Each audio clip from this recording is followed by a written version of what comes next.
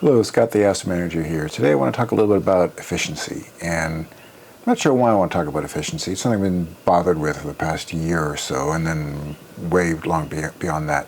Part of it is this is 1 year since I've had my stroke, and I wasn't very efficient immediately after the stroke, and still not as efficient as I used to be before.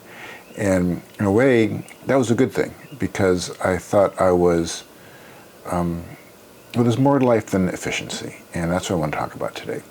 So when I first learned about sort of the study of efficiency, it was when I was at work, and we had a directorate who wanted to tell people to do what they're supposed to do because we weren't very efficient.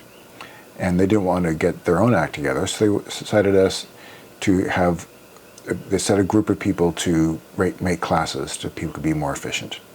So there was someone in that group who I really admired, who was very efficient, and so I said, I want to be in this group. So I was in that group, and we ended up with 4 classes.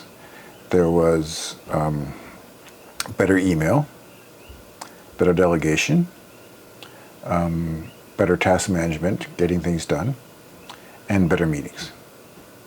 And that was good because when you work, it does help to be efficient when you work. But at the end of all that, so we did these classes, the group split up, and I sort of took those classes on as my own, and I revised them. I gave them multiple different places, and I still use those tasks somewhat. I'm not, my inbox is not quite zero anymore. My task management system is pretty piece of paper these days, pretty much. I do have some things on a to-do list, but electronic to-do list, but that's about it. Better meetings, yeah. I try and take those into account. Central delegation, so that's good. How to get people to do what you want to do, how to check in with them rather than checking on them, right? That's part of the successful delegation is about. But in doing these, I realized that you can be more efficient, but at the end of the day, there's still too much to do. And so I ended up writing 2 more classes. The first one was getting the right things done, so kind of prioritization. And so that was, if you're working on something very efficiently, but it's not the thing you should be doing, you're not being very effective. So this is about making sure you're doing the right things. And so that was good. It helped people sort of figuring out, what you're doing right. And there's Warren Buffett says it's not his motto, but it's attributed to him, which is write, the 25 things that you have to do, circle the top 5 things you have to do, and erase the last 20 and do those 5 only. So that's part of the sort of the prioritization aspect. We usually know what we need to get done, but we have other inputs coming in which detract us from that. And so read in those inputs which aren't as important as what we would have done otherwise. So that's part of getting things done and getting the right things done. It's part of that. So that's all good. But in the end, right, we're doing something efficiently all the time. Doing something efficiently does not mean you're efficient, right? If you're doing the wrong thing.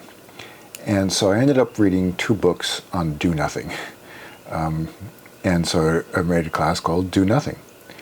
And, part of me says, your brain needs to think, right?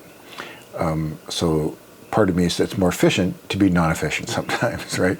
Give yourself a chance to think, to do things that aren't planned to do, because your brain works in the background during those things. You're working on something really hard, your brain doesn't work in the background of the things you need to get done. Also strategy things, which is you need as you grow up the sort of management hierarchy of things, you need strategies, and strategy takes more thought, and you need that when you're a manager. And if you're a manager, sometimes you end up doing lots of management things, you don't get the time to do the strategy, your management fails, your leadership fails. So I did Do Nothing, and that was good. And it's really a set of why do we feel guilty about shopping online at work, but we don't feel guilty about doing work when we're at home? Things like that. So that was good. And I felt good about doing the 6 classes now in a row, right? for do efficiency when you work, do efficiently, but do these things, make sure you're working the right things, and make sure you have time off to do the things you really need to do, right? Which is not always working, right? There's breadth in that. There's depth in that. And that was one of the things that, when I had my stroke, I worked like the week after.